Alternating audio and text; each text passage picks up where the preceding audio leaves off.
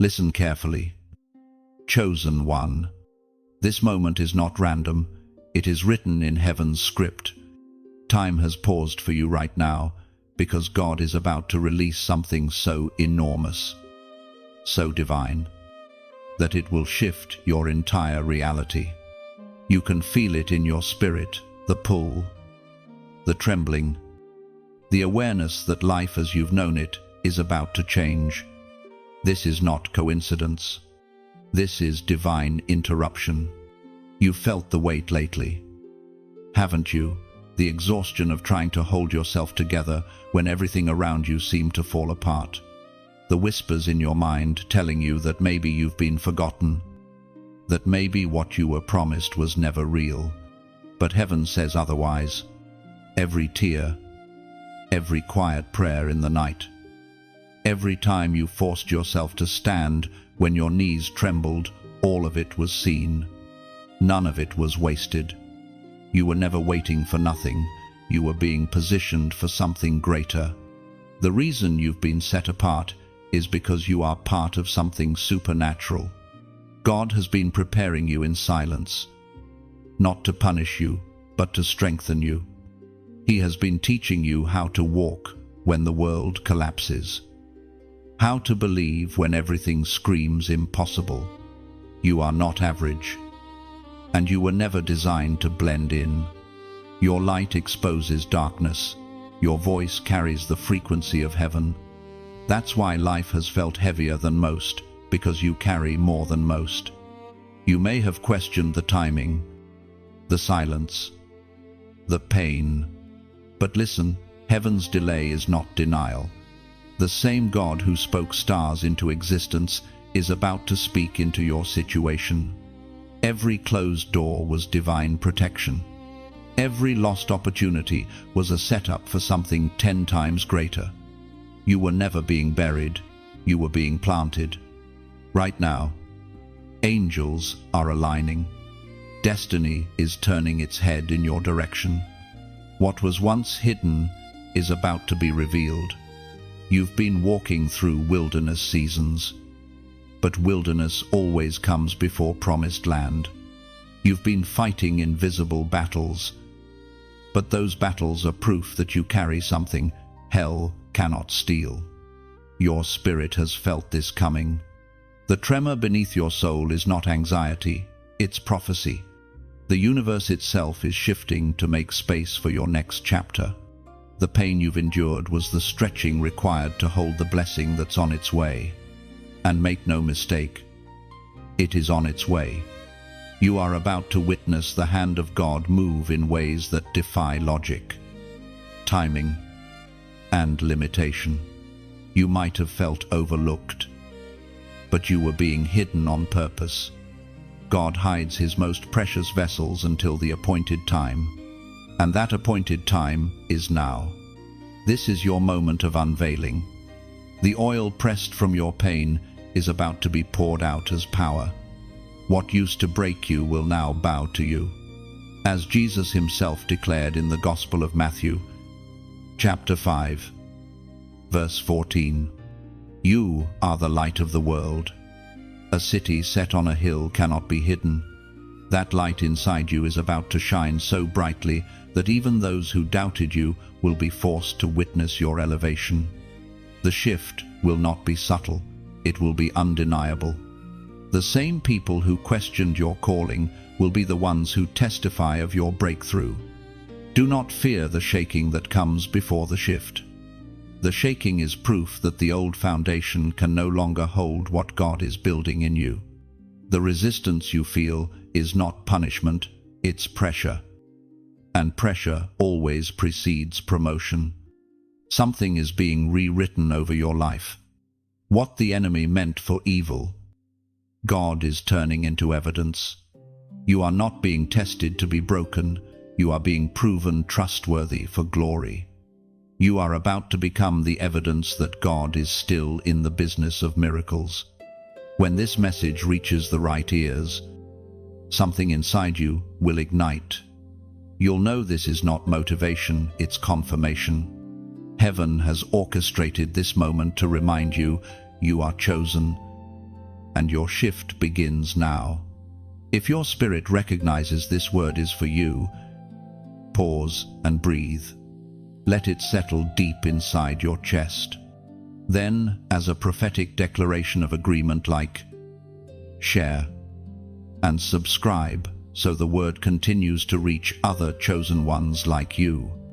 And in the comments, type this sacred number of completion and alignment, 777, a sign that you choose to step fully into what God has written for your life. And as you do, heaven records your response. Every act of faith, even a comment, becomes a signal to the Spirit that you are ready for the unveiling that's already unfolding in the unseen. This is your confirmation the shift has begun. Watch how quickly things realign, how favor finds you, and how divine timing wraps around your life like light. You begin to understand now why your path has never looked like anyone else's. From the moment you entered this world, something about you carried a different frequency. People could feel it even when they didn't understand it. You were never meant to blend in, because heaven marked you long before you took your first breath. Every step, every encounter, every battle was designed to shape you into who you are becoming. You are the marked soul, the one whose presence makes darkness nervous. You've wondered why relationships shifted, why doors closed suddenly, why certain people walked away when you needed them most. It wasn't rejection, it was redirection. God was pruning your circle so that only those aligned with His purpose could walk with you into what's next. Some people couldn't handle the anointing that rests on your life. They were attached to the version of you that was still figuring things out, not the one rising now in clarity and fire. There were moments when loneliness felt unbearable, when the silence of heaven felt cruel, but silence, chosen one, is often God's greatest teacher. It is in the stillness that He sharpens your discernment, testing whether your faith depends on His voice or on His presence. The marked ones always go through seasons of silence, because God needs to separate their dependence from the noise of the world. You have been misunderstood by many who could only see your outward story, not your inward warfare. They labeled your quietness as weakness, your humility as insecurity, your patience as passivity. But heaven knows better. Heaven saw the nights you warred in prayer when no one else noticed.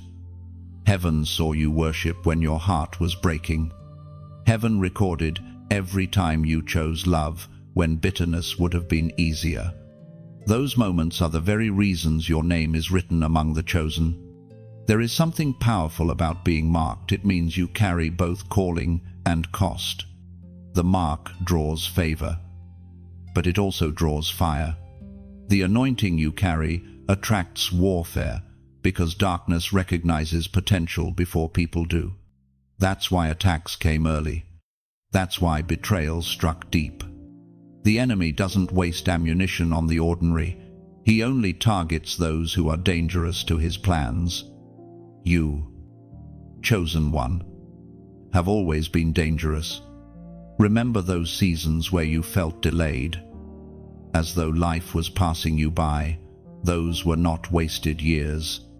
They were years of divine formation. You were being hidden in the secret place, trained in spiritual endurance. God was building a foundation strong enough to hold the weight of destiny. You cannot carry what you were born for with fragile faith. You had to be refined until obedience became instinct. Every test, every heartbreak, every disappointment was a divine classroom. When others walked in, open doors quickly. You walked through refining fire. But now, the fire has purified your motives, your vision, your heart. You no longer seek validation, you seek assignment. You no longer chase applause, you chase alignment. This is what it means to be marked. You live by heaven's rhythm, not human approval. And though the process has been painful, look at what it's made of. You. You are no longer easily shaken. You have learned the art of stillness in storms. You have learned to keep moving, even with tears in your eyes. You've discovered that even in your lowest valley, there was still grace holding you together. That strength, that quiet endurance, is the signature of the marked soul. The Spirit spoke through the prophet Jeremiah. Chapter 1, verse 5. Before I formed you in the womb, I knew you. Before you were born, I set you apart. I appointed you as a prophet to the nations. Those words are not ancient history, they are your present reality. You were set apart before time began. Every breath you take carries purpose. You are not a product of accident, but of divine intention. And when you finally accept that truth, everything about your life starts to make sense. The pain becomes purpose. The wilderness becomes preparation. The rejection becomes redirection. You begin to see that every no was God's way of saying, "Not yet. I'm protecting something bigger." And now, that not yet is transforming into now. You are stepping into a season where everything hidden about you will begin to surface: your gifts, your wisdom, your strength. The world will see what heaven has known all along. But remember, being marked means you are not your own. Your destiny belongs to the one who wrote it. Stay surrendered. Stay pure. Stay watchful. Because soon, everything you've endured will testify of God's faithfulness. Those who doubted will watch your rise.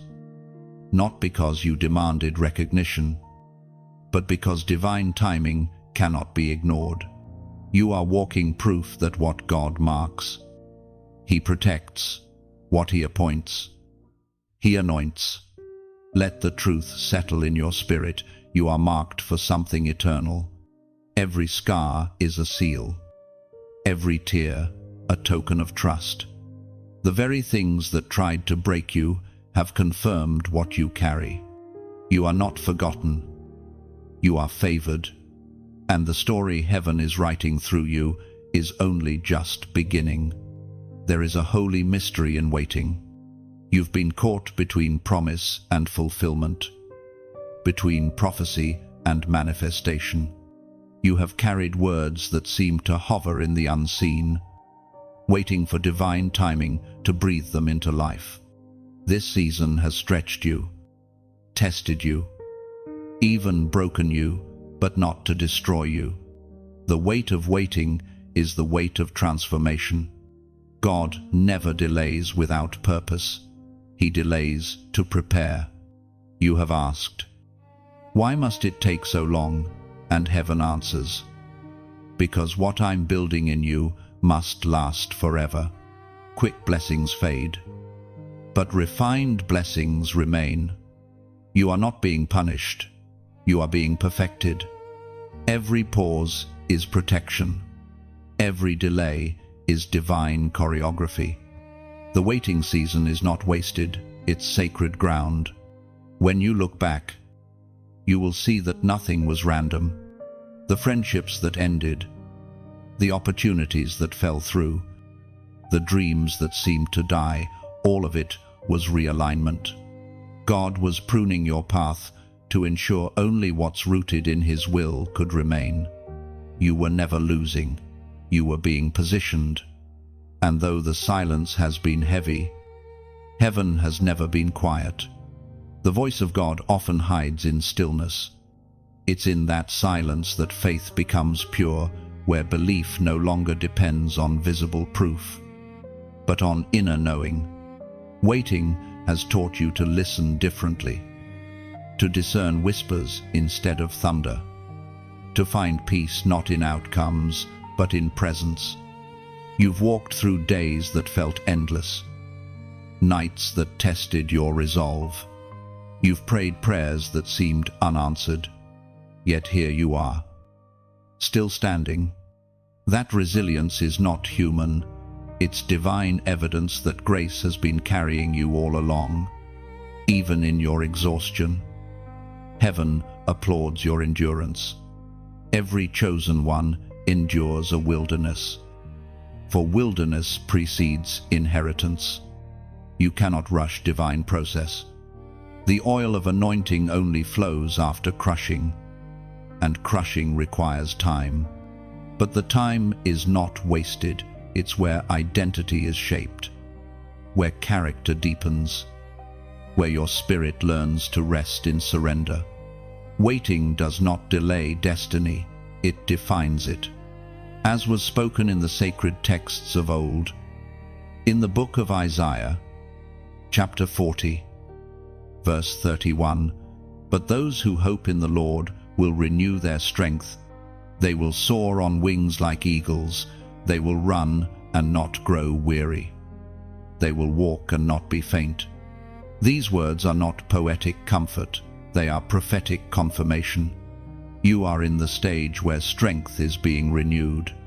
You have been crawling, but soon you will run. You have been surviving, but soon you will soar. The waiting was never to weaken you. It was to prepare you for altitude. Think of the eagle. It does not rush storms. It rises above them. You, too, are learning that not every challenge must be fought. Some battles are conquered through patience, through the quiet confidence that God is moving even when you cannot see movement. That's what true maturity looks like, the ability to rest while heaven rearranges everything around you. There were moments you felt forgotten, like God had placed you on pause while blessing others. But the truth is, you were not being paused, you were being perfected. God doesn't forget His chosen. The same hands that formed galaxies are shaping your destiny with precision. What feels delayed is actually right on schedule in heaven's calendar. The waiting season refines motives. It purges pride, exposes fear, and deepens dependence. It teaches you to worship when there's nothing to celebrate yet. It teaches you to trust even when understanding fails. And that trust, that stubborn faith, is the very thing unlocking your next level. You have been faithful in hidden places. You have been obedient when no one was watching. That kind of obedience does not go unrewarded. Heaven records every act of unseen faithfulness. You will soon see visible fruit from invisible faith. So, if you're reading this and your heart feels heavy from waiting, hear this clearly: your delay has an expiration date. There is a moment written in eternity when God says, "Now." That moment is closer than you think. Stay steady. Keep your spirit aligned, and let patience finish its perfect work. Because when the shift happens, and it will happen suddenly. What once felt like years will change in moments. Doors that resisted you will open effortlessly. You will move from waiting to walking, from hoping to holding. The promise that once felt distant will stand before you, alive and undeniable.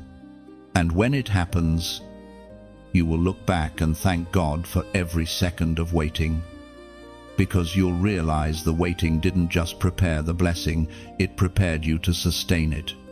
Now, before you move to what's next, take a moment of surrender. Let these words settle deep. Then, as an act of prophetic agreement, go to the comments and type, "I trust you." It's more than a phrase, it's a declaration that you refuse to let impatience steal what's meant for you. It's your signal to heaven that you choose faith over frustration, surrender over struggle. Your waiting is not in vain. The shift is closer than you think. You've felt it for a long time, the unseen pressure, the invisible opposition that follows every step of your progress.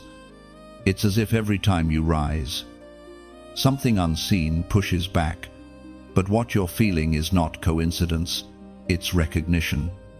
The moment you began to awaken to your purpose, darkness noticed you. It recognized the authority forming within you and moved to resist it. This is not random warfare, it's targeted resistance.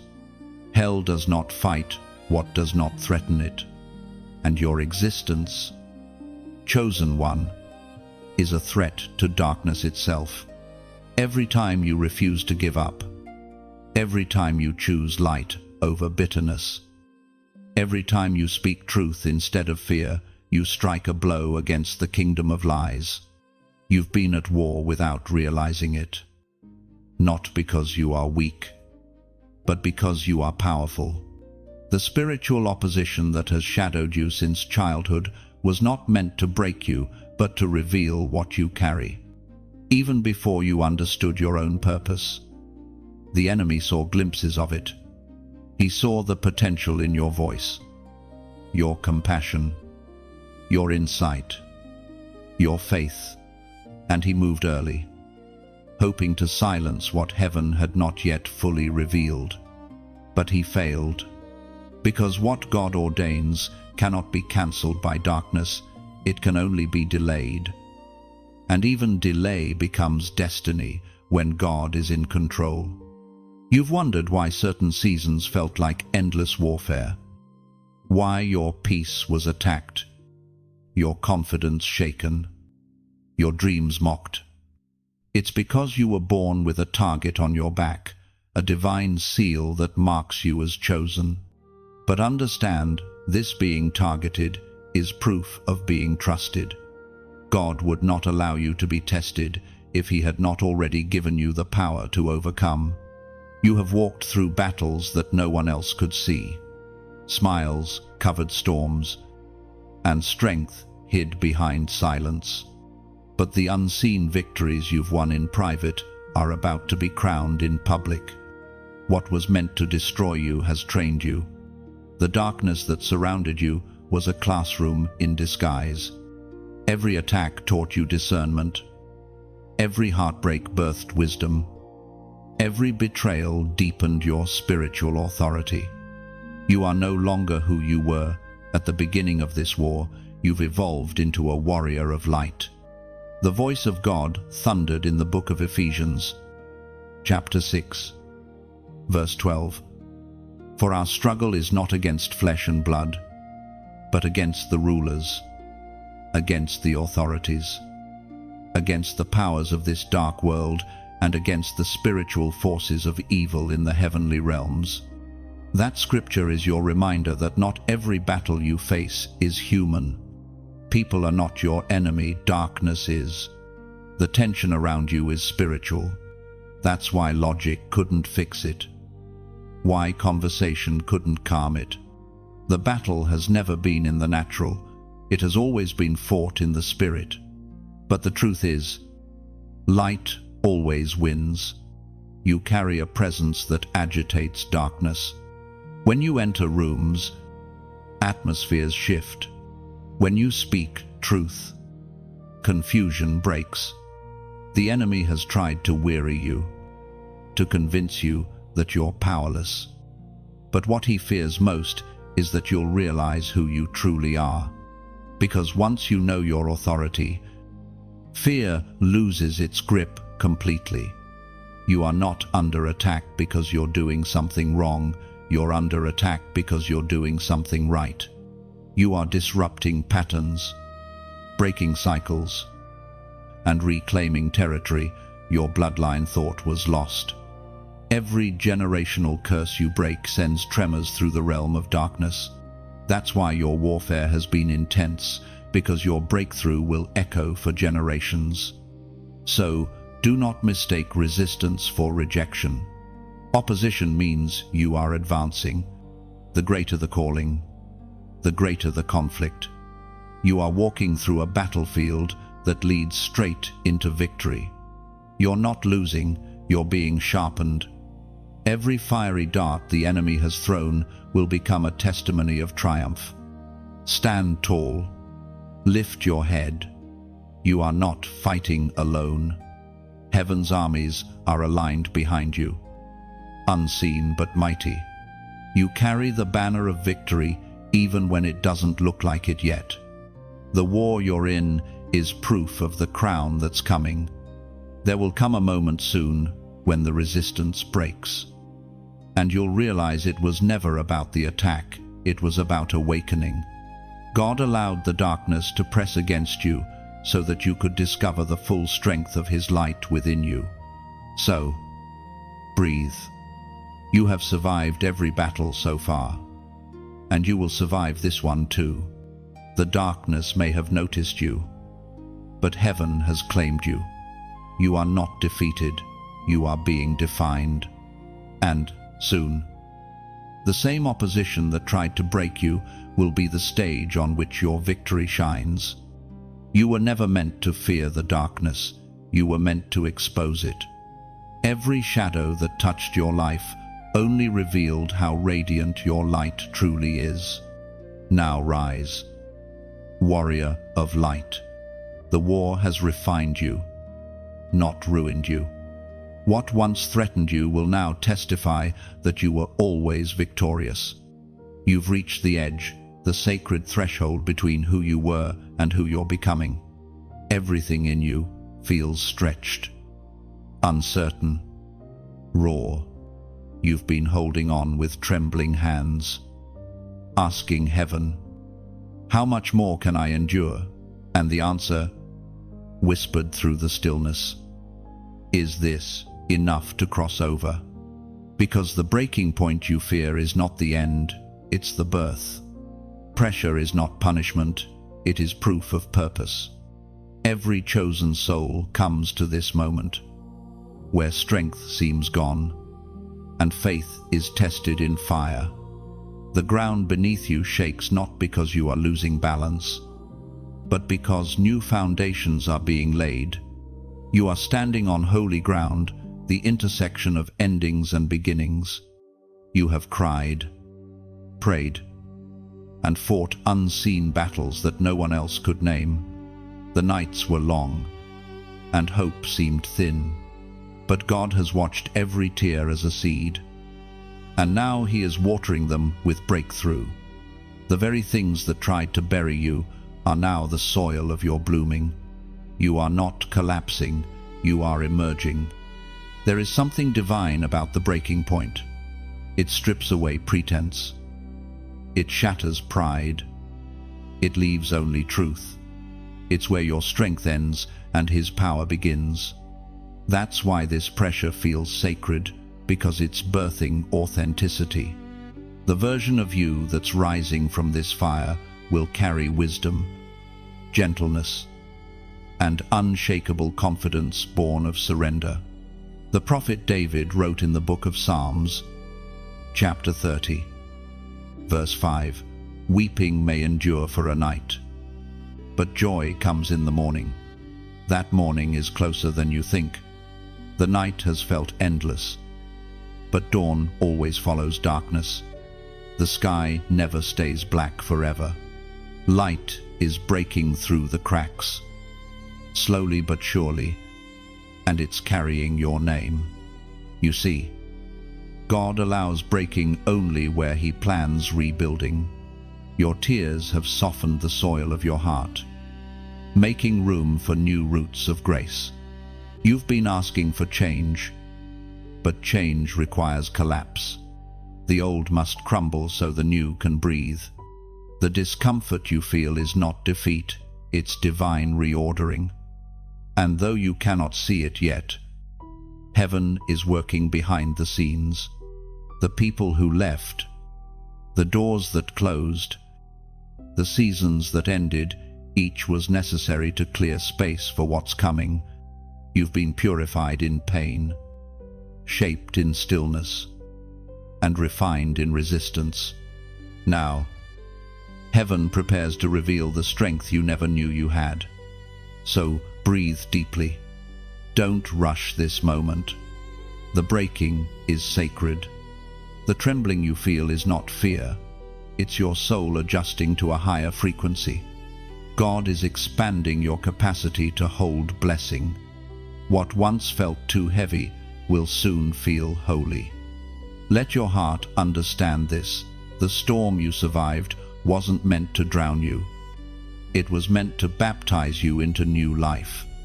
Every wave that crashed against you was washing away what could not stay. The tide is turning now, gentle, sure, unstoppable.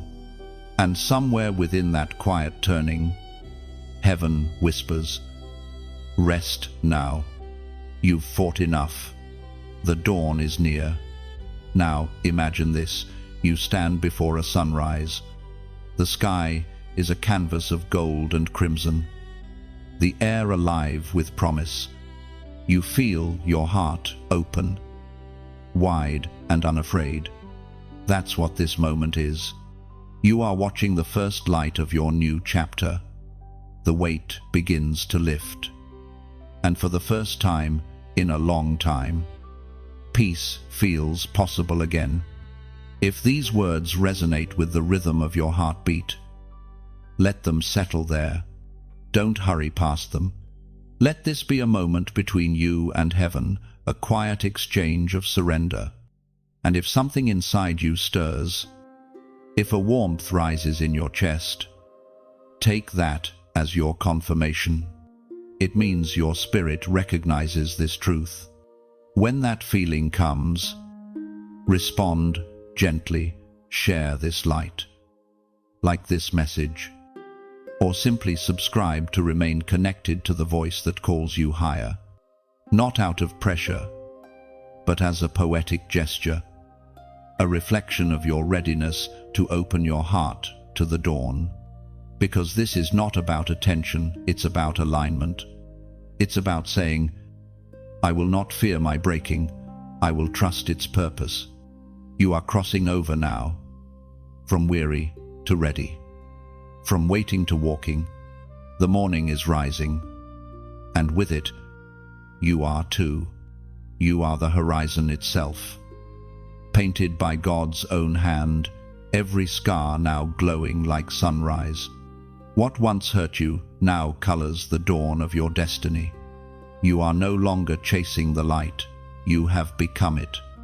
Let this awareness wrap around you like morning air, soft, golden, alive. Every breath you take whispers, "It's done."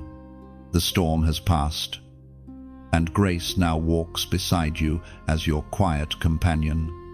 Step forward gently, without fear. The path ahead may still twist, but your footing is sure. Heaven's rhythm beats beneath your steps, guiding you toward everything promised and everything beautiful. There's a sound rising inside you, quiet yet unmistakable. It isn't from the world around you, but from the realm within you. It's the sound of awakening. The moment your spirit realizes that everything you've endured wasn't random, every trial, every loss, every delay was a divine alarm clock. Heaven has been preparing your soul for this exact awakening. You can feel it, can't you? That subtle vibration in your chest, the sense that something is shifting. It's not anxiety, it's alignment. The frequency of your destiny is beginning to match the rhythm of heaven. You're awakening to who you've always been. Before pain, before fear, before doubt. This is the sound of destiny calling your name. The sound that silences confusion, that shakes old habits loose, that breaks the chains of survival and calls you into abundance. You are hearing heaven's heartbeat echo through your life. The same voice that spoke galaxies into being is speaking to you now, whispering, "Rise."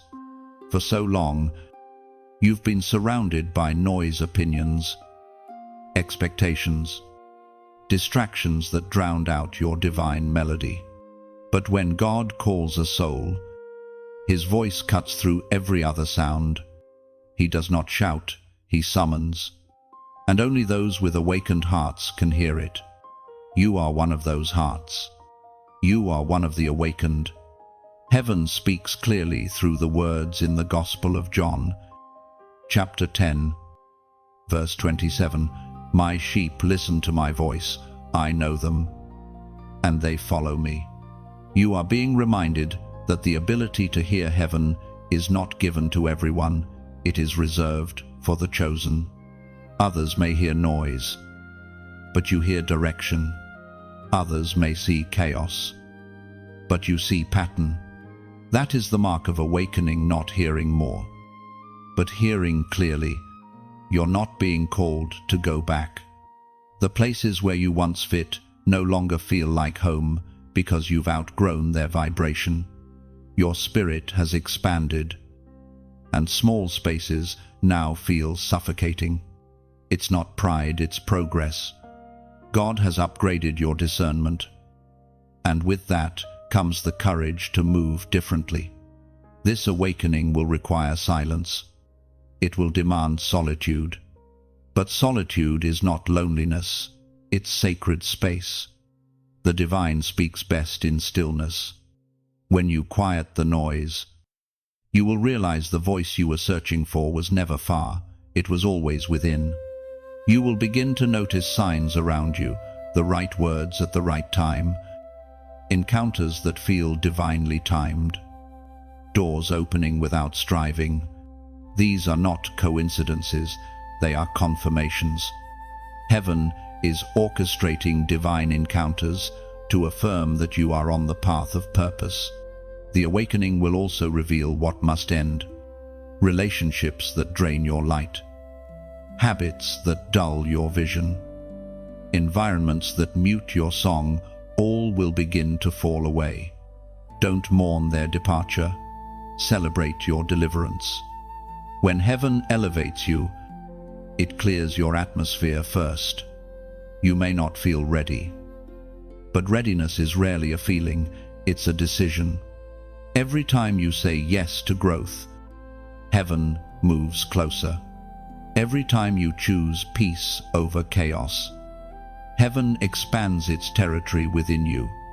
The sound of awakening is the sound of surrender. Soon, what was once unclear will crystallize. You'll begin to see how every closed door, every unanswered prayer, every painful pause was leading you here to clarity, to freedom, to divine awareness. You will speak differently, move differently, and attract differently. Light will recognize light, and alignment will find you without effort. Because once you awaken, you cannot return to sleep. The world may try to lull you back into comfort, but your spirit now craves truth. And as this awakening deepens, heaven will begin to amplify your purpose. The gifts that once felt hidden will start to emerge effortlessly. You will dream again, not small, safe dreams, but dreams drenched in divine confidence. You'll stop asking if and start declaring when. Take a breath now and feel this truth move through you. You are awakening, not partially, not eventually now. Heaven has sounded the trumpet, and your spirit has answered. If these words echo in your soul, let your agreement become a sign. In the comments, type this number 1111, the number of awakening, alignment, and divine new beginnings. It's not superstition, it's symbolism. It's your declaration that your spirit is awake. Your ears are open, and your steps are aligned with heaven's rhythm, because this is your sound, the sound of destiny finally rising within you. So, when you type 1111, you are not just entering numbers, you are opening a doorway. Each one stands as a pillar of awakening, a witness to your agreement with divine alignment. It says, I hear, I recognize, I am ready. Let that number become your personal covenant. A small act of faith written in digital ink. It's a whisper to heaven that your spirit is alert, that you refuse to sleep through your calling. The angels record these moments of recognition. When you comment 1111, you declare to the unseen, I am awake, aware, and aligned. Your awakening has officially begun. There comes a sacred point on every chosen journey when old identities must die. It is not punishment, it is rebirth. You have walked through fire. You have watched versions of yourself crumble. And now you stand in the quiet aftermath where only truth remains. This is the moment of the divine exchange. The old you, the one shaped by fear, doubt, and survival is fading. And in its place, a new creation rises. Transformation is never gentle. It asks for surrender, not comfort. It asks you to release what once defined you, the opinions that kept you small, the guilt that chained you to the past, the patterns that made you forget who you were meant to be. God cannot fill hands that are still clutching yesterday. You have to let go, not because the past was evil, but because it is complete. Every divine exchange begins with loss. But what feels like loss is actually liberation. When you lose the false, the authentic can finally breathe. Heaven is not interested in polishing your wounds. It wants to resurrect your spirit. The shaking you felt is not destruction, it's excavation. God has been digging beneath your pain to reach the gold hidden underneath. For years, you've tried to fix yourself, to patch the cracks, to look whole. But grace doesn't fix, it transforms. God does not make you slightly better, He makes you entirely new. The one who rises from the ashes does not resemble the one who burned. You are not improving, you are becoming.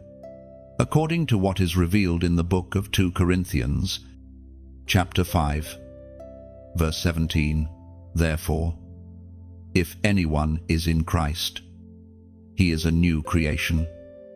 The old has gone, the new has come. That is the essence of this moment. Heaven is not asking you to return, it is inviting you to rise.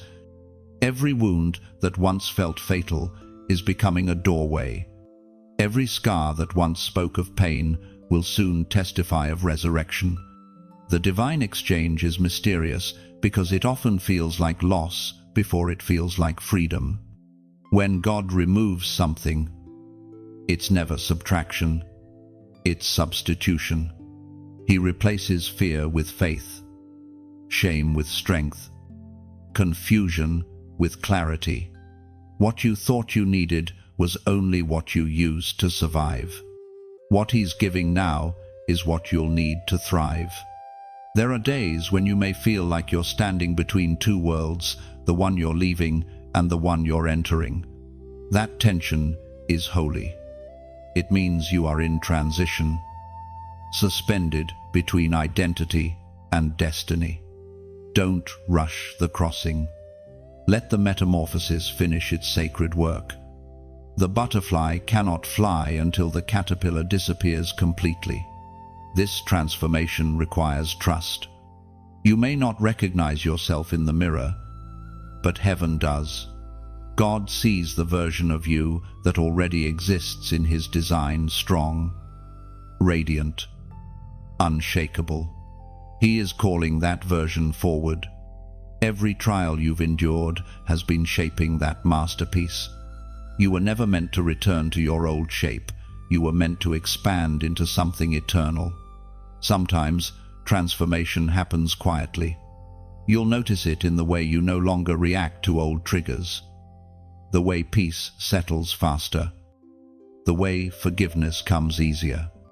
That's how you'll know you've changed, not through applause, but through awareness. Heaven measures transformation not by appearance, but by alignment. You are being invited into rest, not the absence of movement, but the presence of wholeness. You don't have to strive to prove your worth anymore. You are already enough. The divine exchange is not about earning, it's about accepting. The person you're becoming is not fragile. They've walked through storms and stayed standing. They've learned the language of surrender, the rhythm of faith, the posture of peace. That's what transformation does.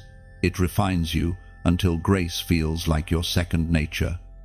Soon, you will begin to see evidence of this new identity. Doors that once resisted, you will now open effortlessly. Not because you fought harder, but because your vibration has shifted. You no longer chase what is not yours. You attract what aligns with your assignment. The new you walks differently, not with fear, but with quiet authority.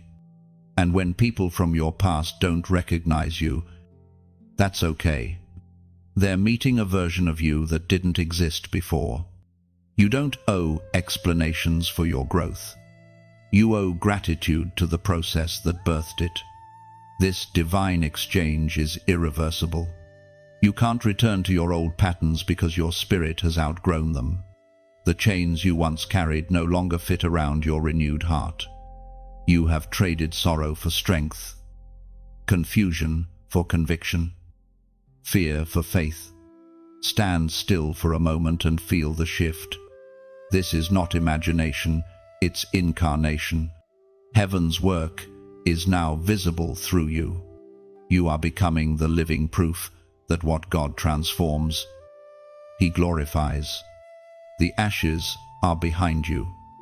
The fire has done its work, and what remains is gold. Let that truth settle in your bones. You are no longer who you were. You are the divine exchange in motion, an unfolding masterpiece of grace and renewal. Every chosen one walks through battles no one else sees. Some wars are fought in silence, others behind smiles. But all of them shape the warrior that heaven has called you to become. You faced storms that tried to erase your identity, battles that made you question your worth, and nights when even prayer felt like an echo. But through it all, you're still standing. That, in itself, is a miracle. You have survived what should have destroyed you, not because you are lucky, but because you are protected. Heaven does not abandon its warriors, it strengthens them in the fire. What you thought was punishment was actually training. The sleepless nights, the betrayal, the isolation, each was a battlefield disguised as a season. God was not silent, He was strategizing. Every battle you fought was both physical and spiritual. The conflict wasn't only around you, it was inside you. The mind became the arena where faith and fear collided, where truth wrestled with lies. You have felt that inner war deeply, haven't you? The exhaustion that doesn't come from the body, but from the soul. Yet even in those moments, grace kept you breathing, whispering, "Keep going." We are reminded through the writings of David in the book of Psalms, chapter 18, verse 39, "You armed me with strength for battle. You humbled my adversaries before me." This scripture is your hidden reality. You are not a casualty, you are a conqueror. Every scar on your spirit is evidence of survival. Each time you refuse to give up, heaven recorded it as victory. The warfare has been intense because your calling is immense. There are battles that no one will ever understand, the ones fought in thought, the ones fought in private, the ones fought with trembling faith. You've been in seasons where all you could do was stand, where strength meant simply not collapsing. But even that quiet endurance was a form of worship. When you chose to keep believing, you were declaring war against despair. The hidden battle always begins before the visible breakthrough. The enemy attacks before the elevation because he sees what's coming. He knows the weight of your next level. That's why the opposition has felt relentless. It's not proof that you're failing, it's proof that you're advancing. Every attack is a distorted confirmation of your importance in the kingdom. When your spirit began to awaken, darkness reacted. When you decided to walk in purpose, distractions multiplied. When you dared to heal, old wounds tried to reopen. The battle intensified not because you were weak, but because you were close. The closer you get to breakthrough, the louder the resistance becomes. But remember, darkness only roars when it knows the light is about to rise. You may not see the full picture yet, but heaven does. Even now, angels are stationed around you, fighting on your behalf in realms unseen. You are not unprotected. Every prayer, every tear, every whispered "help me" has been ammunition in heaven's arsenal. What feels like stillness is actually strategy. The key to surviving the hidden battle is understanding that not every fight requires your fists, some require your focus. The enemy's favorite weapon is distraction. If he can keep your mind in chaos, he can mute your discernment. But you have learned the art of stillness, haven't you? You've discovered that peace itself is warfare. Every time you choose silence over reaction, forgiveness over vengeance, patience over panic, you win another battle. You are learning to fight differently now. You no longer swing wildly in fear, you strike with wisdom. Your prayers are sharper, your discernment keener, your spirit steadier. You've become a strategist, not just a survivor. This is what it means to mature in warfare. You begin to realize that victory is not about noise, it's about authority. And authority comes from identity. You fight best when you remember who you are. The enemy fears the moment you stop seeing yourself as broken and start recognizing yourself as chosen. Because once you know your authority, the battle shifts. You stop begging for victory and start enforcing it. So when the pressure rises again, and it will, don't panic. Remember, you've been trained for this. You've fought too many unseen wars to lose now. You carry spiritual muscle memory. You know how to stand still and let heaven fight beside you. There will come a time soon when you'll look back on this battle and realize it was never meant to kill you. It was meant to reveal you. The struggle didn't expose your weakness, it uncovered your strength. So lift your eyes, warrior. You are not defined by the war, you are refined by it. The same fire that tried to consume you has purified your spirit. The same battlefield that drained you has crowned you. You are the living proof that no weapon formed against you shall prosper, not because you are untouched, but because you are unshakable. There comes a moment when everything aligns not by accident, but by divine orchestration. Every delay, every heartbreak, every unanswered prayer begins to make sense. It's as if heaven itself starts pulling the invisible strings, and you realize that none of it was random. Every season had purpose. Every detour had direction. Every not yet was actually a sacred wait. I'm preparing something better. This is the moment of alignment, the meeting point between your obedience and God's timing. You've walked through the fire, the silence, the waiting, and the warfare. And now, heaven whispers, it's time. When divine alignment begins, it doesn't always come with fanfare or signs in the sky. It starts quietly, like dawn. The pieces that never fit before start falling perfectly into place. What once felt delayed now feels designed. The job, the relationship, the opportunity, the calling, all of it begins to converge into a single, seamless flow. It's not that life becomes easier, it's that it finally becomes clearer. You start to notice how perfectly everything was timed, how even the pain served a purpose. That's the beauty of alignment. It redeems the waiting. It transforms confusion into clarity.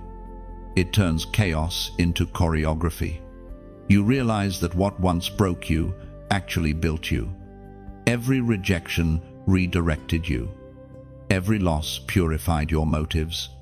God wasn't withholding, He was aligning. The pieces that didn't make sense before were being arranged into a masterpiece you couldn't yet see.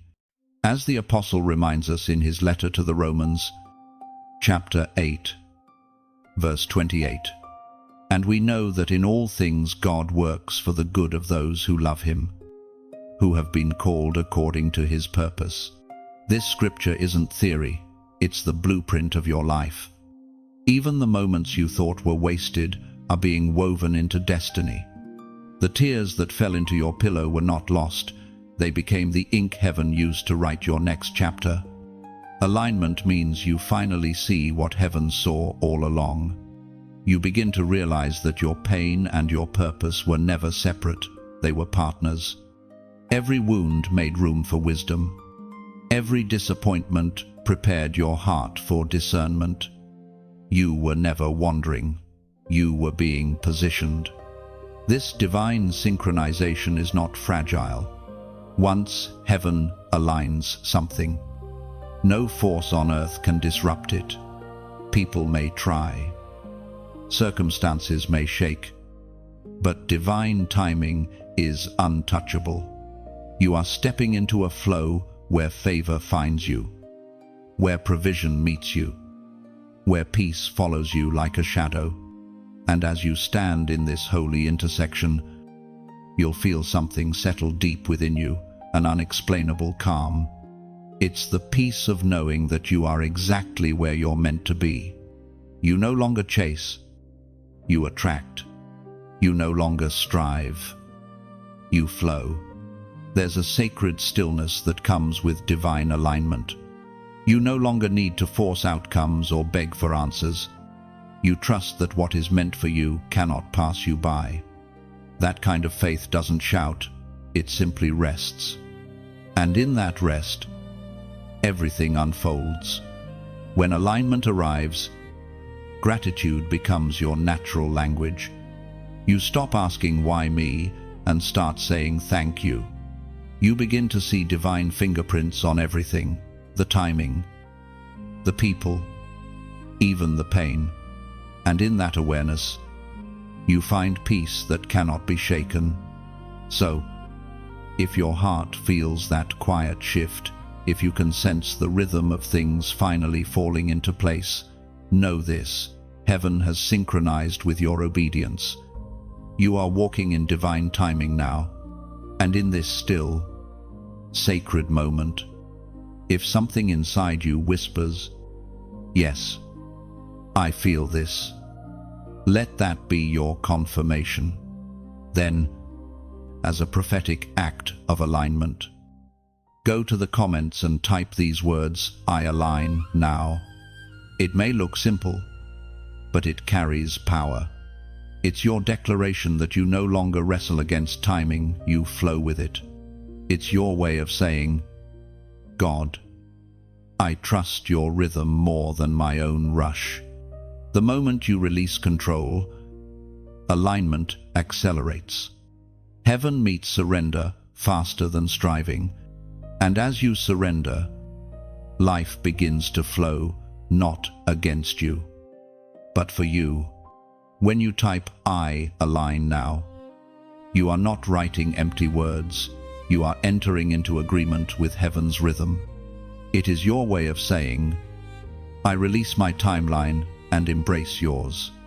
That simple act of faith becomes a spiritual signature, marking your willingness to walk in divine order. Every letter of that phrase carries weight. It tells heaven that you no longer resist the process, that you are ready for the pieces to fall into place exactly as they were meant to. When you declare, I align now, angels take note. They begin arranging divine encounters, opportunities, and confirmations that will meet you on this new frequency of trust. So pause before you type it. Feel it. Let it resonate in your chest. Then write it not from your mind, but from your spirit. Because when you declare alignment, you invite acceleration, and heaven always responds to surrender. Everything familiar begins to tremble before the shift. The shaking comes not to destroy, but to awaken. You can feel it deep inside you, a stirring, a vibration, a movement beneath the surface of your soul. Things once certain are loosening, foundations are cracking, and life seems to be rearranging itself in ways you can't yet understand. But hear this clearly, what feels like collapse is actually creation. Before every great unveiling, there is a shaking. Mountains tremble before revelation. The earth groans before new life. Heaven stirs the ground so that what's buried can finally rise. You are not being shaken to break, you are being shaken to become. The pieces of your old life must fall so that the structure of your destiny can stand. You've asked, why does everything I built seem to be falling apart? And heaven answers, because I am rebuilding you on rock, not sand. The false foundations fear, dependency, complacency must crumble before glory can rest. The shift always begins with a quake. This is a holy kind of chaos. It's the language of renewal. God shakes what is weak to reveal what is unshakable. He removes what cannot last so that only what is eternal remains. The tremors you feel are not random, they are rhythmic, pulsing in sync with heaven's heartbeat, as was spoken in the book of Hebrews, chapter 12, verse 27.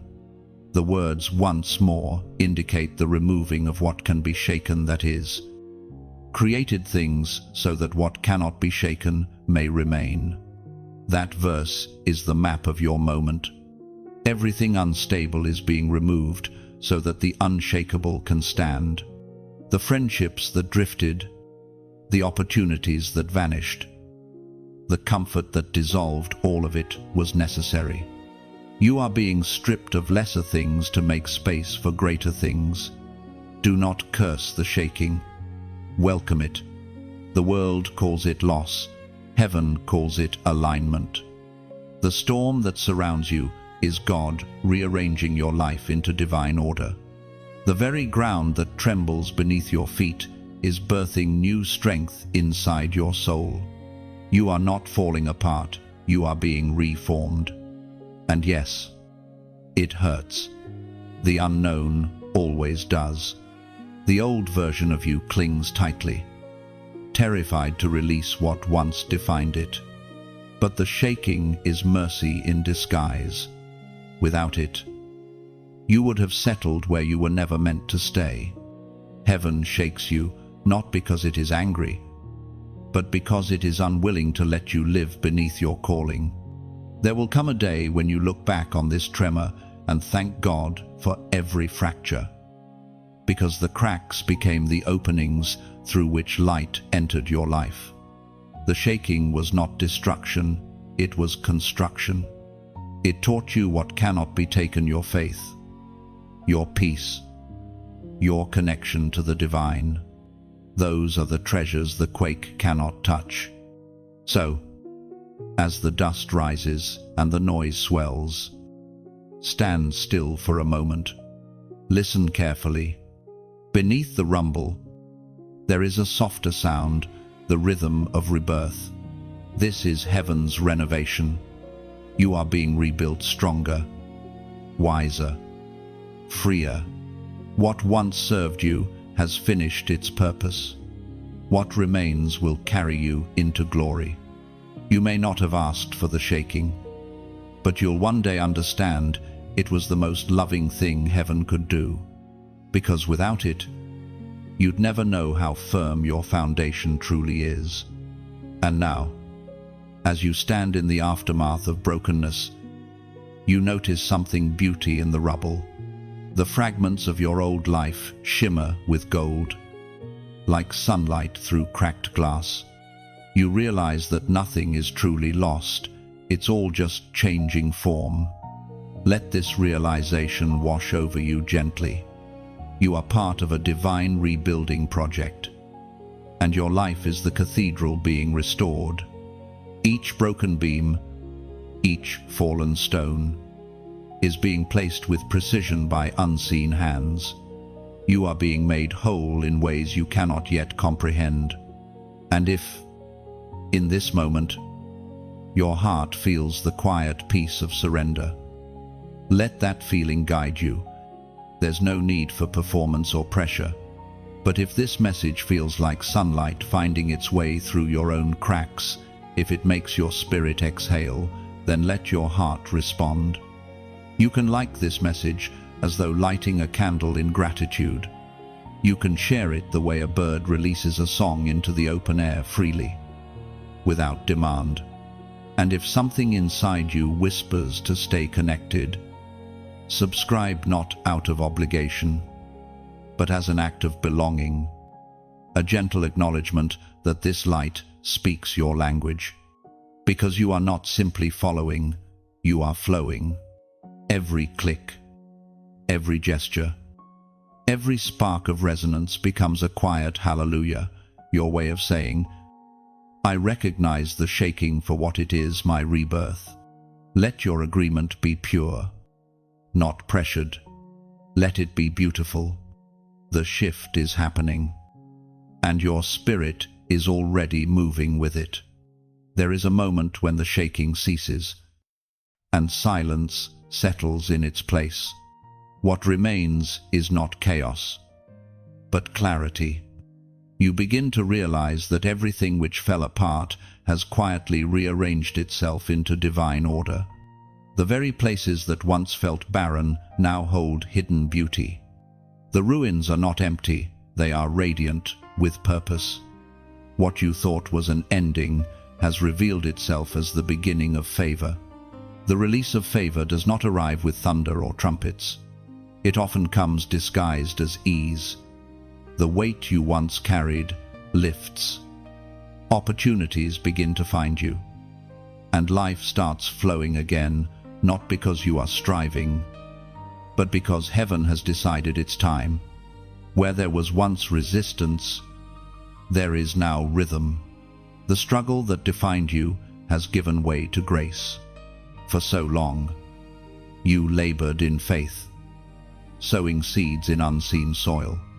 You prayed without seeing results, obeyed without receiving reward, trusted without understanding why. But faith never returns empty. Every silent prayer has produced fruit. Every tear has watered favor. The things that once seemed delayed are now arriving swiftly, as though heaven itself has exhaled and said, now, you are walking into a season of divine acceleration. The doors that refuse to open are swinging wide, not because you forced them, but because the timing has matured. God's favor is like the morning sun. It rises without your permission, unstoppable and undeniable. What once felt impossible now feels inevitable. Grace has taken the lead, and you are simply being carried by its current.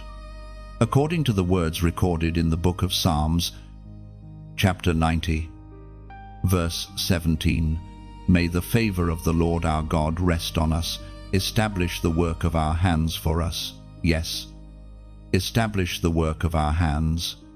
This is the reality unfolding in your life now. The favor resting upon you is not the kind that fades. It's not dependent on popularity, on performance, or on perfection.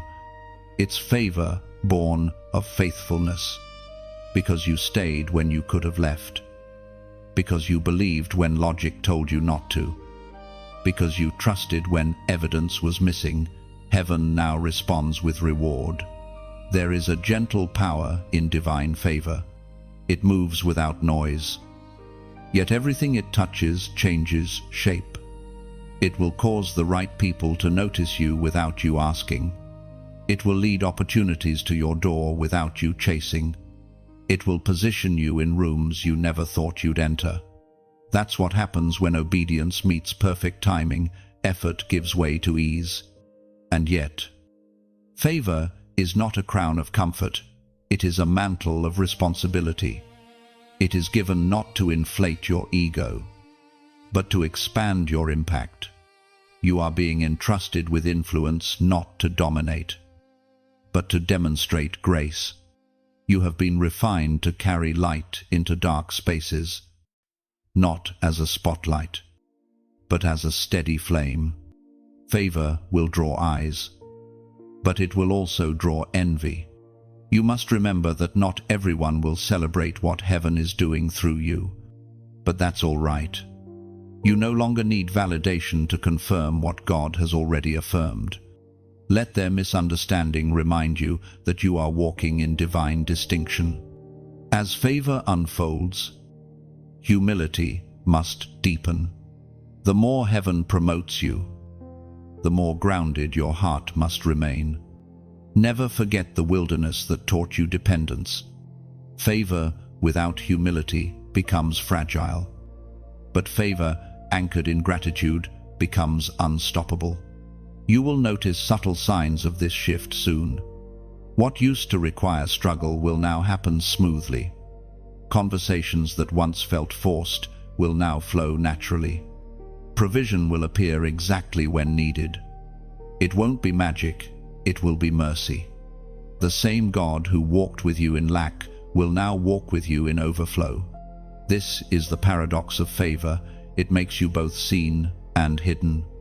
Seen, because your light begins to shine beyond expectation. Hidden, because only those with pure hearts can discern the depth of what's happening within you. This is heaven's way of protecting what it prizes. You may find yourself in rooms of opportunity that feel unfamiliar. Don't shrink. You belong there. Favor has escorted you, not luck. Walk softly but confidently, knowing you stand where prayers have led you. The release of favor marks the end of striving and the beginning of flowing. You are stepping into divine ease, where effort aligns with grace and results appear without strain. It's not that the road becomes perfect, it's that your spirit becomes peaceful. Let this truth anchor you now. You are not chasing blessings, blessings are chasing you. You are not forcing outcomes, outcomes are finding you. Everything you've sown in tears is returning multiplied in joy. So, exhale. The hard part is over. The season of favor has begun. You've stepped into the current of grace where striving no longer leads, trust does. Let this peace settle in your chest, quiet and sure. From here forward, favor will not follow you, it will flow through you. Everything that once felt upside down is beginning to turn. The divine order is returning, and what was meant to harm you is being rewritten as your help. This is the great reversal, the sacred turning point, where heaven shows you that loss was never loss, only preparation for return. You can feel it, can't you? That quiet momentum building in the unseen. The sense that what's been withheld is now on its way back multiplied. For too long, You've been carrying empty spaces, dreams deferred, promises unfulfilled, relationships that left gaps too deep to name. But the God who sees in secret has not forgotten what was stolen. Every injustice, every delay, every tear has been recorded, and the time of divine repayment has come. Heaven is restoring what was taken, not as it was, but better refined, upgraded, resurrected. You are stepping into the era of reversal. The hands of time are turning in your favor. The closed doors are reopening. The denied opportunities are circling back. The forgotten prayers are finding their echo again. Where there was once mourning, joy will return. Where there was lack, abundance will overflow. Where there was silence, songs will rise. The prophet Isaiah spoke of this mystery in the book of Isaiah, chapter 61, verse 7.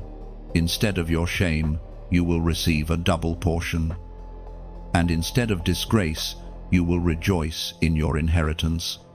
And so you will inherit a double portion in your land, and everlasting joy will be yours. These words are no longer distant prophecy, they are your present promise. The same ground where you wept will become the place where you reap. The soil of your pain is fertile for miracles. God is not simply restoring what you lost, He's amplifying it. When heaven restores, it never returns things to their previous state. It redefines them. This is why the pain was necessary. It taught you what to protect when the blessing returns. You now know the value of peace, the weight of loyalty, the beauty of truth. You have learned to discern the counterfeit from the divine. This wisdom is your new inheritance, the foundation for your restoration. You are about to witness divine justice. The tables are turning, and the same forces that once resisted you will now release you. Those who doubted you will see undeniable evidence of grace. The places that rejected you will regret it, not because of revenge, but because redemption has arrived. Your story will become proof that God wastes nothing. Every detour will make sense in the light of this reversal. The pain wasn't punishment, it was a setup for multiplication. The years that felt barren will produce beyond expectation. It's already happening. Even now, unseen movements are working in your favor. Alignments, introductions, opportunities, all weaving together in divine rhythm. You don't have to chase them, they are being drawn to you. This is what it means when heaven says double. It's not just quantity, it's quality. Depth, peace, permanence. Let your heart rest in this truth. The waiting was worth it. Every no preserved what would have broken too soon. Every delay built character strong enough to hold blessing without collapse. You are not behind schedule, you are perfectly on time for restoration. Soon, you'll stand in moments that feel like déjà vu, but different. You'll realize you're standing again where you once fell, but this time victorious. You'll encounter the familiar, but with new strength, new peace, new wisdom. That's the beauty of divine reversal. You return, but as someone transformed. So pause and feel the shift. The tide that once pulled away is coming back full and strong. You are entering your double portion season not because you earned it, but because heaven ordained it. And when this truth stirs your spirit, when you feel the undeniable sense that this word belongs to you, let your response become an echo of faith. Go to the comments and type this number, 888. It is the number of new beginnings multiplied. The symbol of divine restoration that exceeds expectation. It means resurrection, overflow, and eternal renewal. When you type 888, you're not chasing luck, you're acknowledging promise. It's your spiritual signature that says, I receive the reversal heaven has written for me. So let it be written. So let it unfold. The reversal has begun. When you type 888, you are declaring that nothing stolen will remain missing. It is your whisper to heaven, I am ready for restoration. That simple act becomes your signature of faith, a key unlocking the door to divine return. The number carries eternity in its curves, no beginning, no end, only continual renewal. It symbolizes God's unbroken promise to turn mourning into laughter, emptiness into abundance. Each 8 is a wave of new creation washing over your life, sweeping away what no longer serves you. So when your spirit moves, respond gently. Type 888, not from habit, but from conviction. Let it mark this moment of agreement. You are no longer waiting for change, you are walking in it. Heaven has declared the great reversal, and your yes has already sealed it. Something sacred begins to happen when the reversal unfolds. You start to wear the weight of glory. What was once pain becomes power, and what once broke you becomes the very proof of your divine resilience. This is the crowning season, the moment when heaven places its seal of authority upon you, not as a reward for perfection, but as recognition of perseverance. You have endured the wilderness, the silence, the warfare, and the waiting. Now the crown that fits your spirit is being lowered gently onto your head. A crown in heaven's language is not made of gold, it's made of endurance, obedience, and faith refined through fire. You have walked through flames and remained faithful. You have lost much, yet never surrendered your light. The trials that seemed designed to break you were actually shaping your crown. Every disappointment became a jewel. Every tear became an engraving. Every act of faith became another layer of strength. This crowning is quiet. It doesn't happen under applause or recognition. It happens in the stillness of the spirit. When you finally realize that you are no longer the person you once were, you have become someone unshakable, someone refined, someone radiant with the wisdom born of suffering. The crown is not just a symbol, it's identity made visible. The Apostle Paul reminds us in the second letter to Timothy, chapter 4, verse 8, Now there is in store for me the crown of righteousness, which the Lord, the righteous judge, will award to me on that day, and not only to me, but also to all who have longed for his appearing. That crown is not earned by deeds, it's bestowed by devotion. You didn't earn your glory, you grew into it. Through every heartbreak, every night of questioning, every moment of near collapse, you were being fitted for this season. The weight you feel now is not the heaviness of burden, it's the weight of blessing settling into place. You will notice that your spirit carries authority differently now.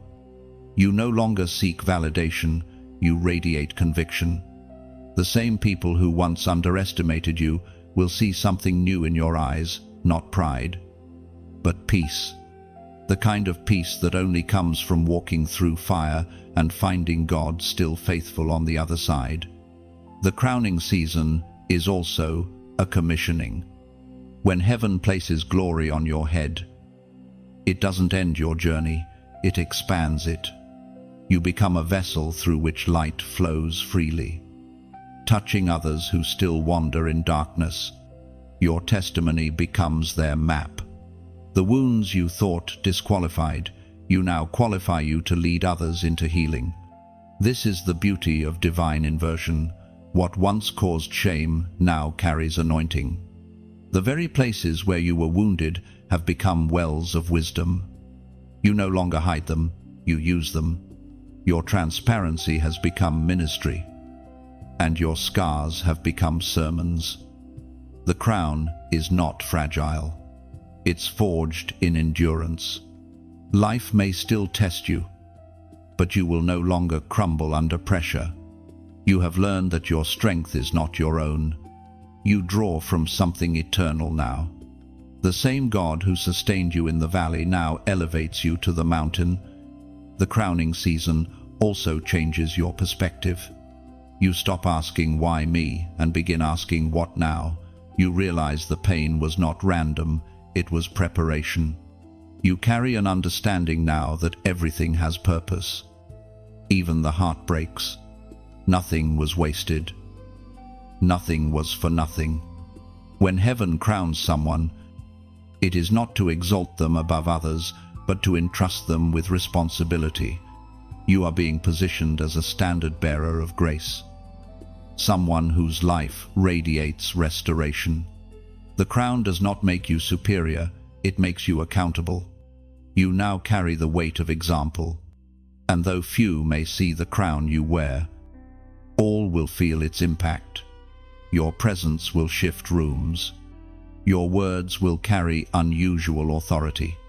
People will listen differently when you speak, not because of eloquence, but because of authenticity. You've earned credibility in the invisible realm. This season will feel lighter because you finally learned that peace is your power. The old striving has ended.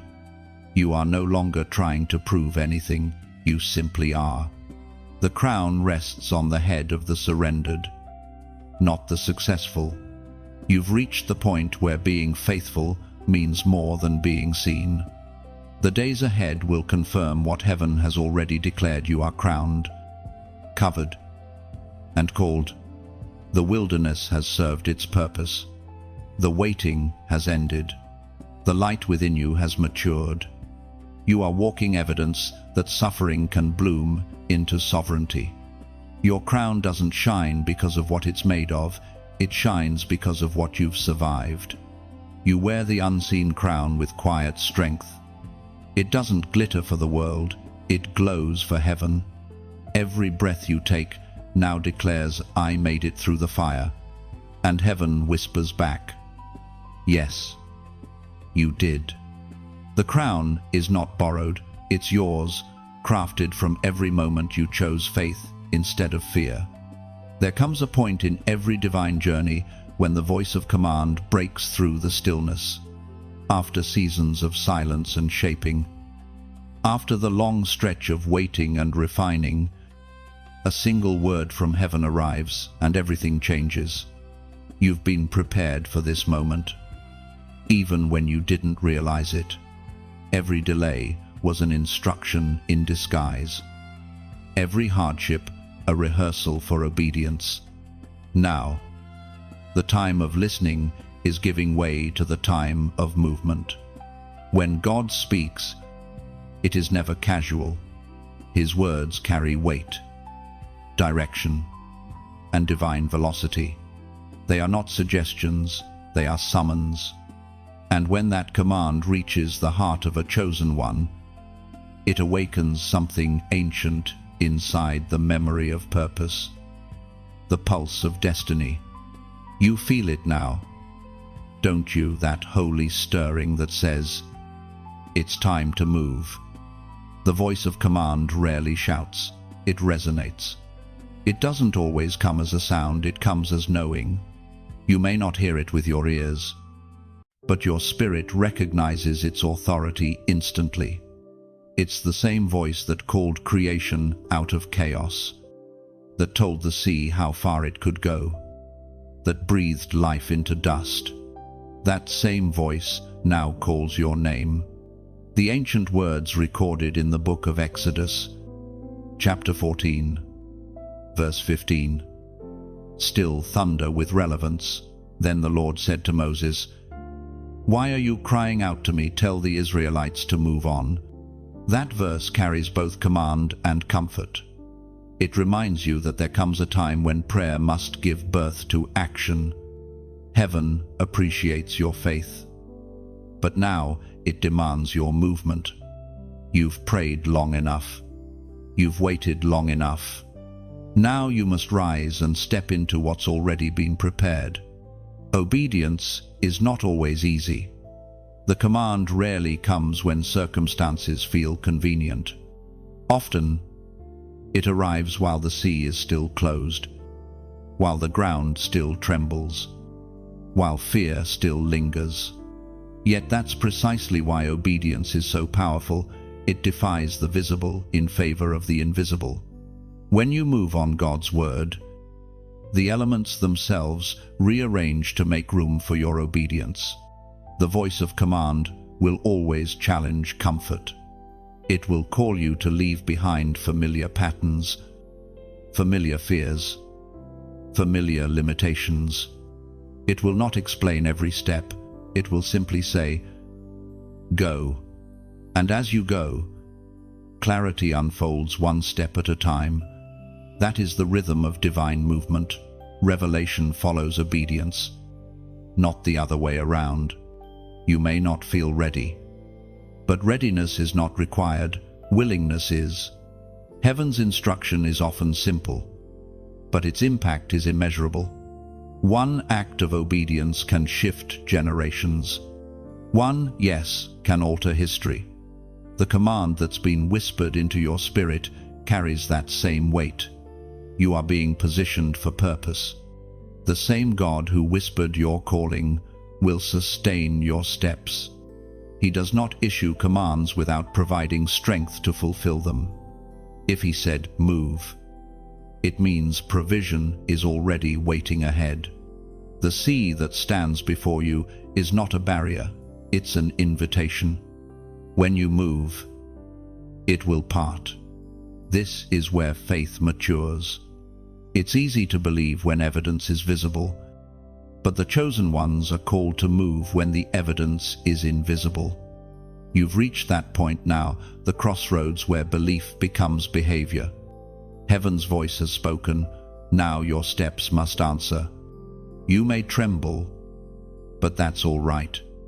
Courage is not the absence of fear, it's the decision to move despite it. Even in trembling obedience, there is power. The waters respond not to perfection, but to faith. The voice of command does not always lead you to comfort. Sometimes it leads you into confrontation with your limits, your doubts, your habits.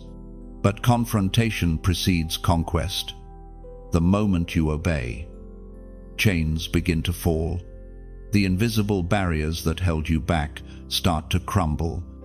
You begin to feel a rhythm of freedom you haven't felt in years.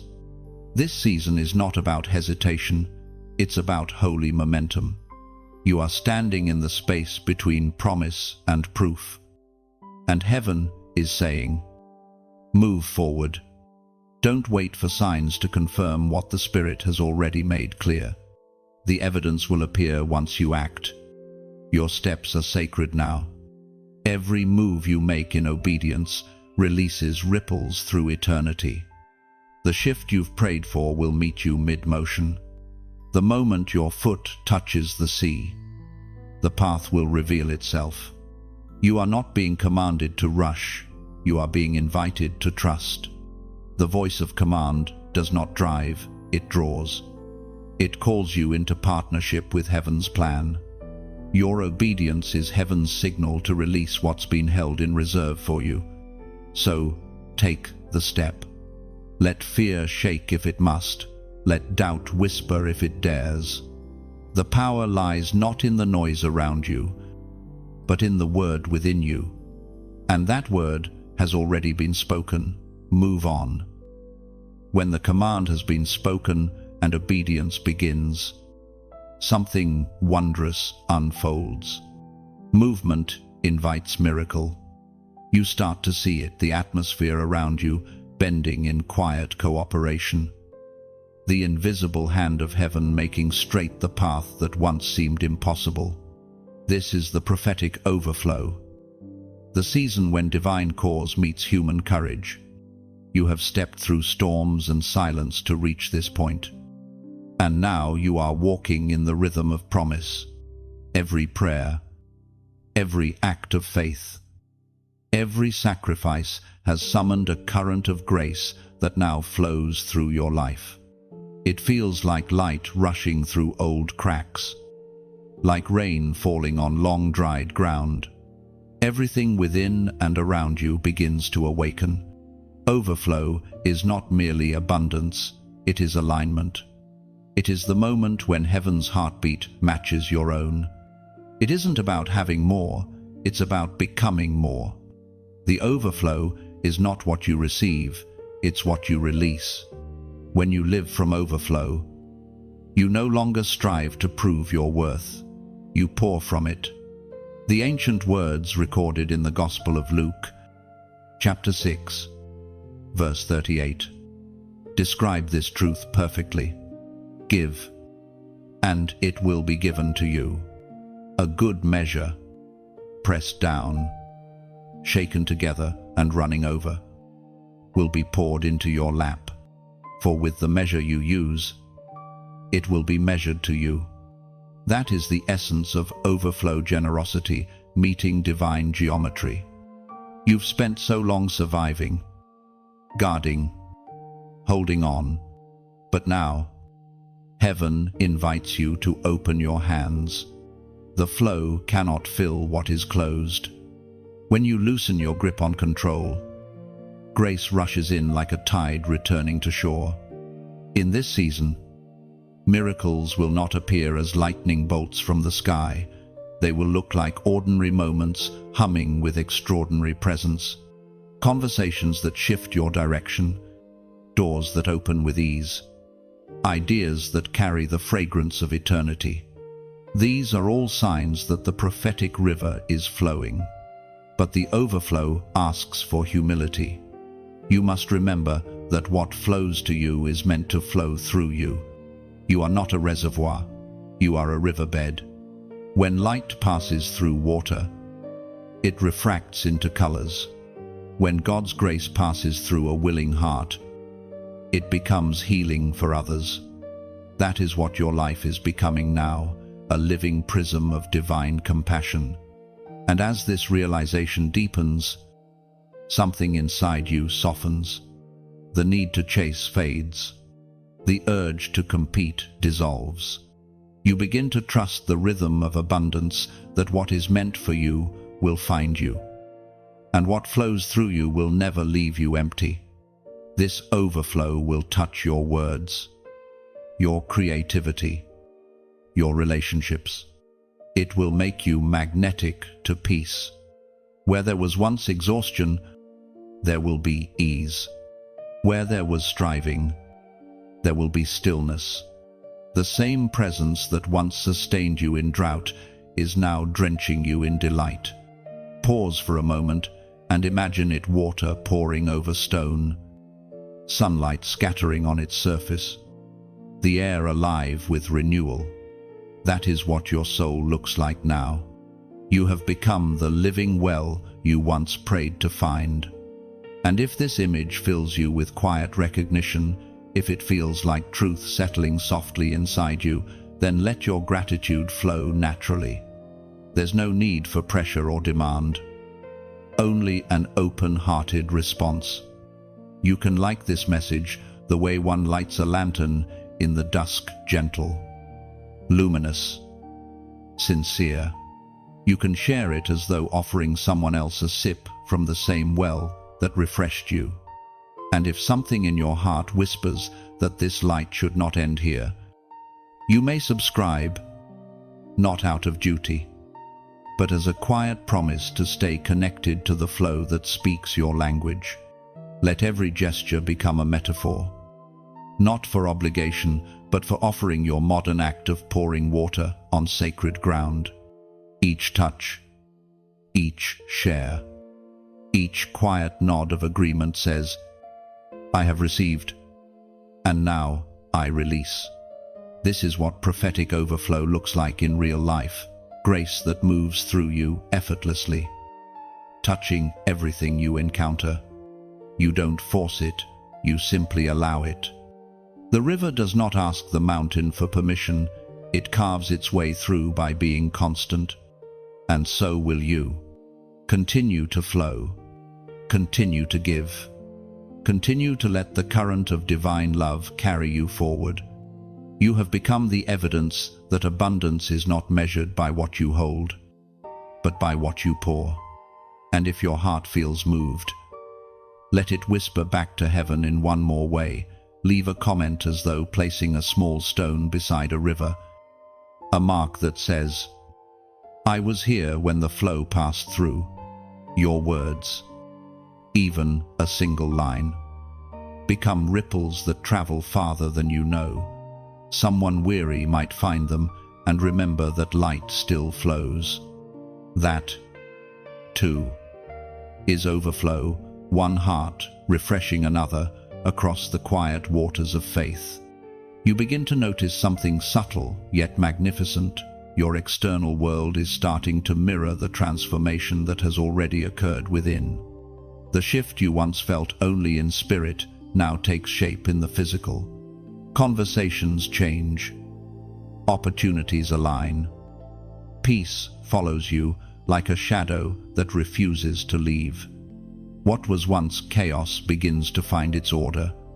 The world around you is bending, ever so gently, to match the frequency of your healed soul. This is what happens when inner alignment reaches critical mass. It becomes visible. Heaven always works from the inside out. The seed of faith planted in silence now bursts through the soil of reality. The thoughts that were once tangled with fear are now threaded with clarity.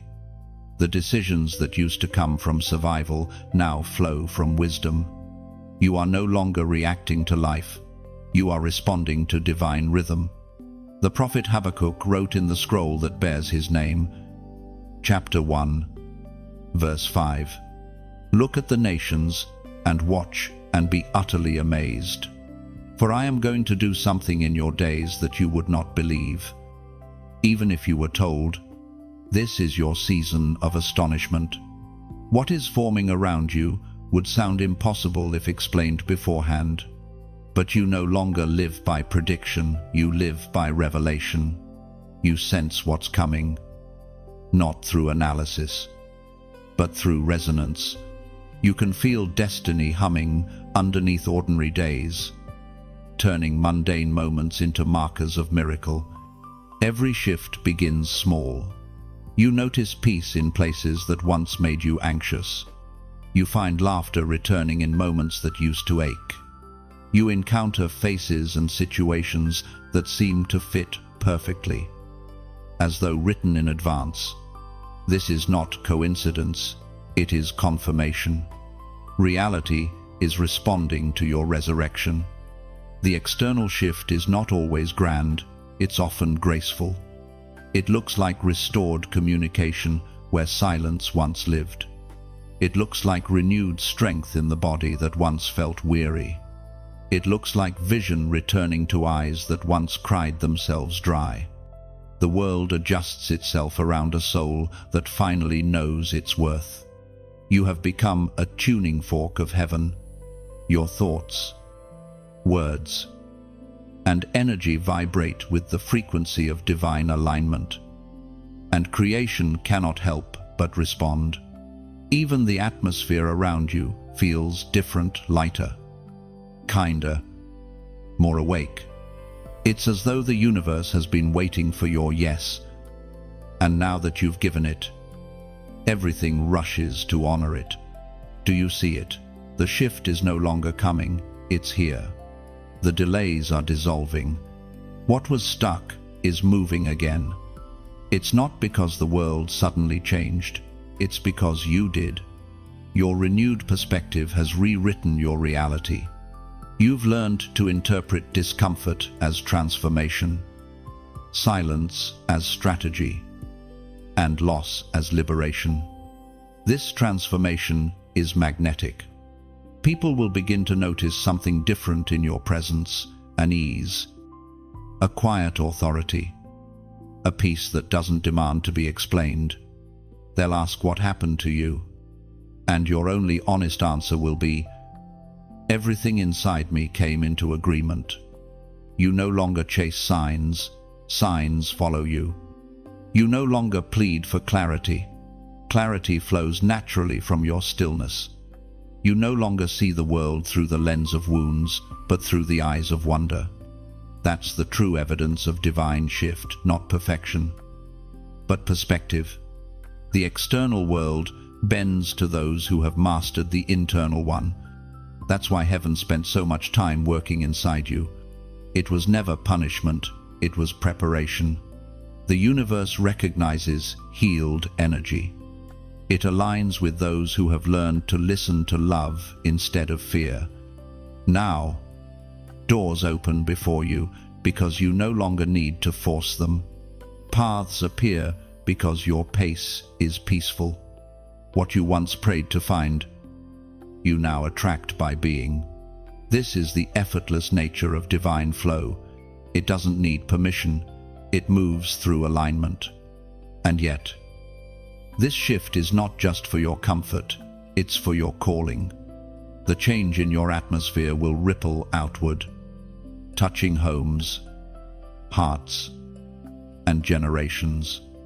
The light within you will begin to reform the spaces you inhabit. Without preaching, without pushing, simply by existing in truth, you will begin to alter realities around you.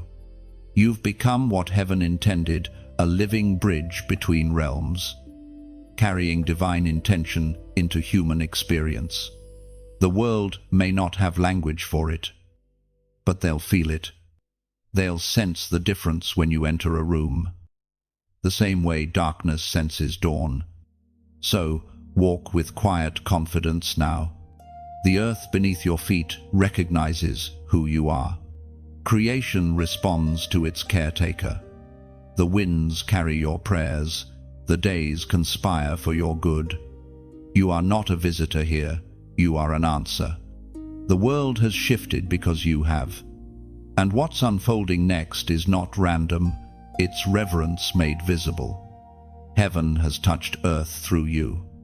You are the living proof that transformation is real. What once was chaos has become harmony.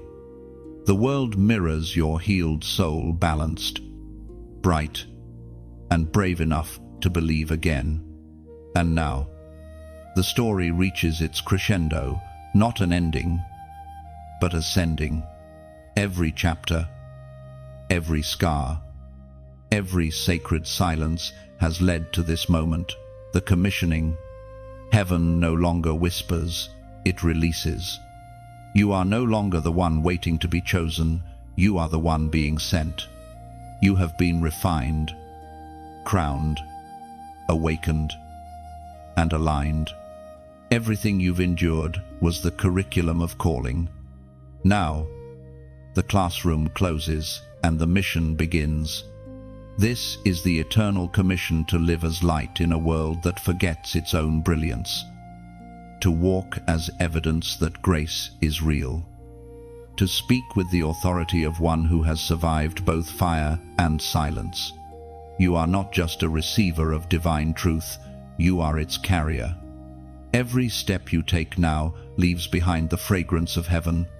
There's a quiet strength that marks those who have been chosen and sent. It isn't loud or demanding, it's luminous. It walks softly, but leaves ripples wherever it goes. People will meet you and not fully understand why they feel peace in your presence, why hope rises when you speak, or why the atmosphere feels lighter when you arrive. That is not charisma, that is calling. You've become a vessel of the unseen, a bridge between what is and what could be. The light within you is no longer a flicker fighting darkness, it's a flame meant to ignite others. You are not here to convince, you are here to embody. The greatest sermons are lived, not preached. Your life itself has become a message written by God's hand. The Apostle Peter once spoke of this in his first letter. Chapter 2, verse 9, "But you are a chosen people, a royal priesthood, a holy nation, God's special possession, that you may declare the praises of him who called you out of darkness into his wonderful light." That verse is your reflection now. You are no longer just a believer, you are an ambassador. You have walked through darkness, not to be marked by it, but to lead others out. You've learned the language of empathy, the strength of silence, the power of authenticity. You are equipped for this moment. The world is aching for light, and heaven has answered that ache by sending you. You are not insignificant, you are an instrument. Your kindness is a key that unlocks hearts. Your forgiveness is a sword that cuts through cycles of pain. Your consistency is proof that faith can outlast the storm. This commission does not require perfection, it requires presence. The more human you are, the more divinely you shine. God is not asking you to perform miracles, He's asking you to be one. To live with such peace that others remember heaven exists. To carry such compassion that hearts begin to heal just by proximity. You may wonder if you're ready. But readiness is not something you feel, it's something you decide. Everything you've lived through has prepared you for this exact season. You've learned discernment in silence, courage in crisis, humility in victory. You are no longer waiting for a sign, you are the sign. When you walk, heaven walks. When you speak, eternity listens. You are a conduit through which divine love takes form. And, though you will continue to grow, the essence of your mission will never change, to remind the world that light always wins. This commissioning will not remove your humanity, it will sanctify it. You will still laugh, cry, rest, and dream, but everything will carry new weight, new meaning. Even the ordinary will become holy because you've learned to see with awakened eyes. The impact of your obedience will ripple far beyond your understanding. Someone will find courage because you kept walking. Someone will rediscover faith because you spoke gently. Someone will forgive because they saw how you loved. You may never know their names, but heaven does. You are part of a divine continuum, one life awakening another, one flame kindling the next. The story does not end with you, it expands through you. What began as survival has become stewardship. You are not merely redeemed, you are now a redeemer in small, quiet ways that echo into eternity. So, walk forward with assurance.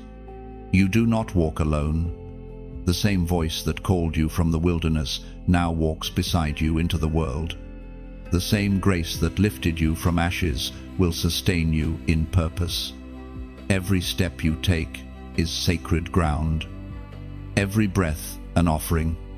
The mission is simple yet infinite. Carry the light. Guard the flame. And never forget where it came from. You are heaven's continuation on earth, the evidence that divine love still wears a human face. And when the days ahead feel heavy, remember this truth: light does not strain to shine, it simply exists. So do you. Be light. Be steady. Be the living testimony that even in a trembling world, grace still holds everything together. You are sent, sealed, and seen. The shift that began within you has become a movement beyond you. The world is waiting, and heaven has already whispered your name. Go. The divine story continues through you. And now, chosen one, the message rests in your hands. Every word that found its way into your heart was meant for this moment, to remind you of what you've always carried. You are not standing at the end of a story. You are standing at the threshold of new beginnings. Everything you've walked through, every tear, every triumph, every quiet whisper of faith, it all converges here, shaping the brilliance of who you've become. The light within you is not a flicker, it is a steady flame. The world around you will continue to shift and shake, but this light, your light, will remain. Guard it, share it, let it travel further than you can imagine, because even the smallest glimmer of hope can turn darkness into dawn for someone else. And if your heart feels the pulse of this message, if something sacred inside you stirs, then let your gratitude become a gentle act of connection. You can like this message the way one lights a candle for remembrance. Quiet but powerful, you can share it as though releasing a dove into the open sky, carrying peace where words alone cannot go. If you feel drawn to stay close to this space where light and language meet, you may subscribe, not as routine, but as a rhythm, a way to remain tethered to this flow of faith and renewal. And finally, leave a comment, your echo in eternity. A line that says, "I was here, and this word found me," because every act of resonance, every silent yes, helps the message travel further.